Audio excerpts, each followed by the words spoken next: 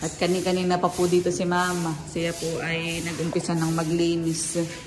At yan, ngayon po ay ako po mag-unbox ng mga parcel. First time po namin na magkakabas-bas rin ng 7 feet. Ang taas. Grabe. Thank you po. Meron nga 1,000 pesos. Thank you po. Yan ay pa-birthday daw sa'yo ni Tita MJ.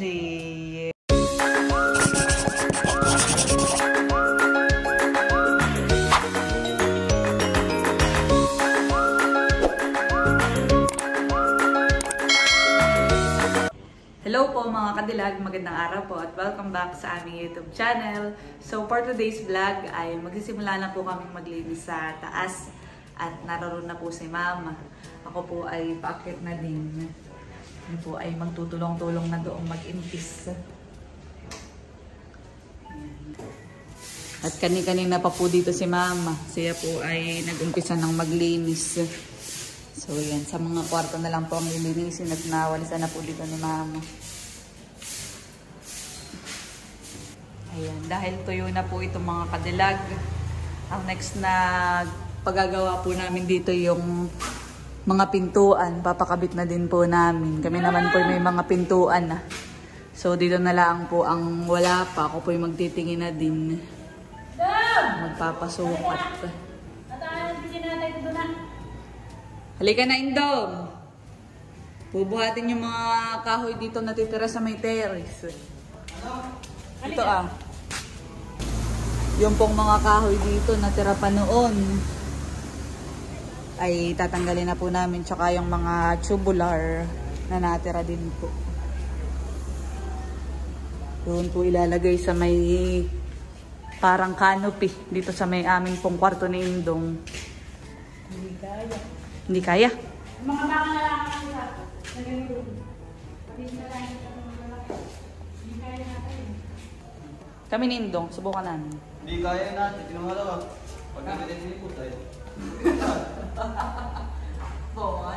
Wala ko na eh.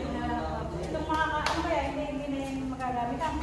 Baka may hindi magamit. Magagamit pa sa higaan. Yan, yung pong mga sobrang tubular ay inililipat na ni Indong.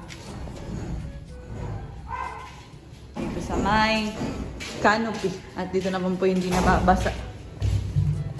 Narerito din po yung mga ilang pangkahoy namin na ginamit dito sa bubong na sobra po noon. Ano, Indong? Kaya pa? Yung mga tubular ay pwedeng ilagay dito sa iyong bed frame. Pag-uwi na lang ni Papa, welding natin. Yan po nilalagyan lang ng plywood ay kaya ayan, dito po sa may canopy namin nilalagay. Dito din po sa may bubong naman po dito. Susubukan po namin ni Indong buhatin yung kahoy. Kaya po dito ay maimpis na. Balik ka, Indong, buhatin na ta. At hindi namin kinaya ni Indong. Masyado pong mahaba yung kahoy. Kaya kapag po may makakatulong na lang, saka po ibaba yung mga iyan. Much later. Ayan po mga kadilag, at bali kami po ay dito lang muna nagwalis sa may labas po ng aming mga kwartong magkakapatid. Dito po muna yung aming nilinis. Saka na lang po ulit kami maglinis dito sa taas kapag po naikabit na yung mga pintuan namin sa bawat kwarto. At sabi ko din po kay Bibi at Indong ay saka na po lumipat kapag naikabit na yung mga pinto para po may privacy din sila.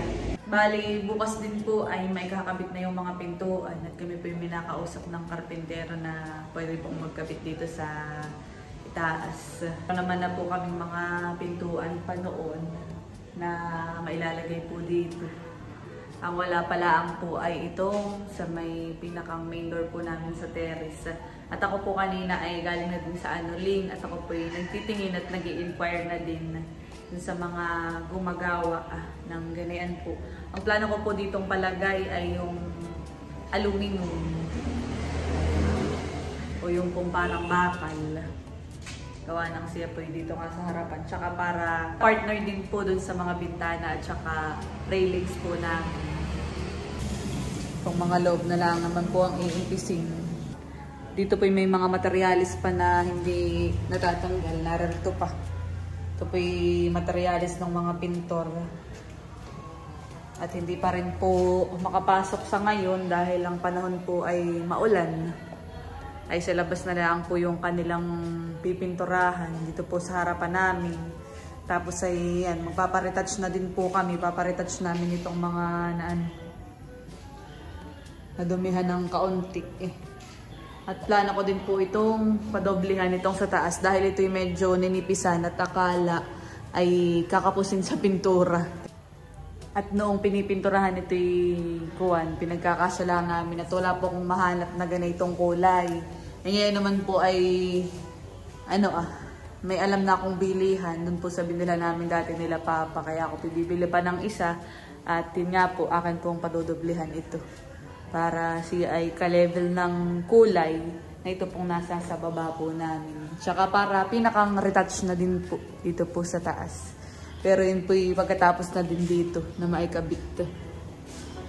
At ito po yung pipinturahan din namin yung mga hamba. Tsaka po yung pintuan. Dahil yung pintuan po namin ay yan. Naroon po Yan po yung mga dating hampa. Yan po yung matitibay pa, mga solid pa, tsaka po na-repair na din. Kaya maganda pa po yan. Ano lang, kumbaga hihilamusan para gumanda at pipinturahan. Saka na ako mag-impis dito kapag talagang palipat na. Mas maganda din po ay isang kilos. Ako naman po ngayon ay pababa na. Nandito na po ako sa baba mga kadilag at yan ngayon po ay ako po mag-unbox ng mga parcel. So bali last week po ay nag-message po sa akin si Tita MJ at siya po ay nagpadala po ng para daw po sa pambili ng mga Christmas decorations para po dito sa bahay. Ayan, maraming salamat po kay Tita MJ. Talaga pong yung pong aming mga subscribers ay mga excited din po sa yung po pagde-design po dito sa bahay. Kaya yun, maraming salamat po. At mamaya din po ay may ibibigay din po ako sa dalawang bata, kay Talambo tsaka po kay vlogger dahil meron din pong pinadala si Tita MJ po para sa kanila. So ito po ay sa online ko na po in-order yung pong sa Christmas decor, hindi na po ako nagpunta sa bayan. Dahil sa online po ay madaming pamimilian. Ay pag sa bayan, kung ano lang po yung nadodoon, ayun lang talaga yung mabibili mo. Kaya yun po, sa Shopee po ako nag-order. At kompleto na halos. At ito po yung akin na nga pong i-unbox para ma-check yung pong mga pinag-order ko. Ayan, thank you so much po ulit, Tita MJ. So, nahin po itong maliliit na parcel. Ito po ay iba-iba. I-check ko lang po, halimbawa po yung sa Christmas lights ay para ma-check po yung quality. Ito po yung isa sa Christmas lights. At parang ito ay yung pang Christmas tree. Tita MJ po ay nagpa-order din ng Christmas tree. At sabi po niya, ang gusto daw pong Christmas tree niya na ibigay po sa amin ay yung mataas. Kaya yun po, 7 feet po ang pina-order. Dapat nga po ay 8 feet pero yun po ay, yung 7 feet ay okay na po yun sabi ko kay Tita MJ. Dahil sakto na po dito sa may amin pong hagdanan. Dito po namin planong ilagay sa ilalim po ng hagdanan. Ayan, ako po ay excited na na-unbox. Pero ito po ay i-check ko lang sa ngayon. Tapos bukas na po namin gagayak yung mga Christmas decor dahil yun nga po may gagawin pa sa taas ay panigurado pong mag-aalikabok po dito sa may tapat po ng hagdanan at magwawalis pa. So yan, ito na po yung isa nga po sa Christmas lights. Akin na pong bubuksan lahat para ma-check po yung quality, para ma-check kung okay po yung mga na-deliver. Ano kaya ito? Sobrang dami dito na pumalala yung mga Christmas lights din. Ayan, ito po.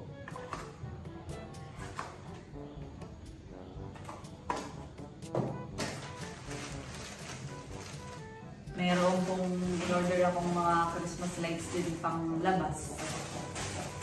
Oh, nakita may glitters. May mga flowers. Wow! Nakaka-excite talagang magayak. Ito naman pong isang malaki. Ayan. Okay na po yung mga Christmas lights. Pumaksan ko na din po. Yung parcel. Wow! Ito po yung mga Christmas balls.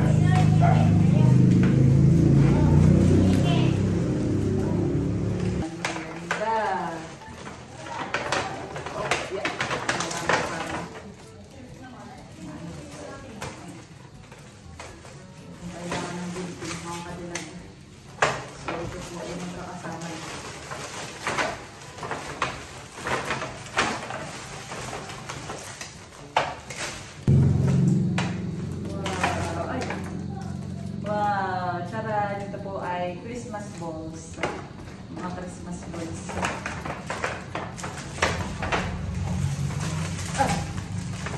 Meron pa rin po pala mga kadilag na in-order ako hindi pa dumadating.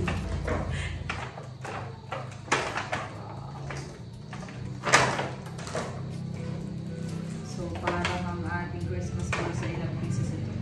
4, 6, 8, 10, 12, 14, 16, 80 pieces at malalaki po yung aking in-order at malaki yung Christmas tree.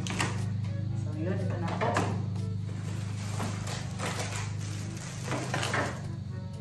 Magkakasama na.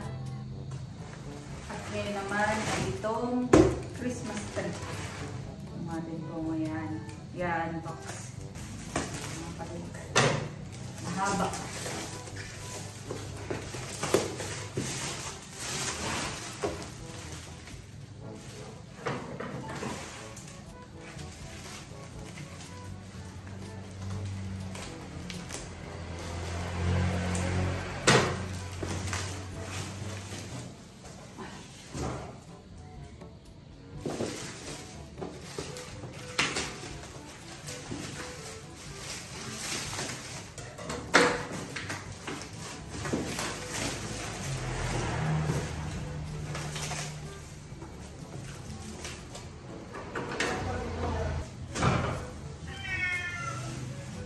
Parang ito mga kadilagay mga lalagay ko eh kapag dumating na po yung iba pang Christmas decor.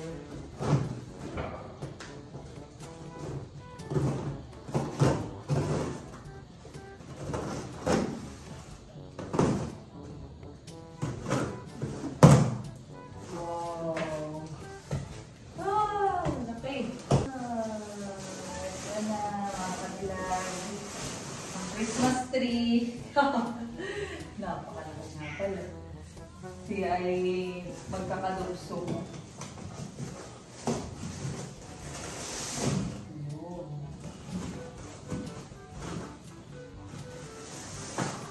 Saka ako natanggal kapag ilalagay na para po nakalagay lang ito sa kahon. Ayan. First time po namin na magkaka-Christmas tree ng 7 feet. Ang taas. Grabe. Thank you po kay Tita MJ. Nakakatuwa po. Nakaka-excite na magayak dito po sa pisala namin. So yan, akin po muna itong iimbisin.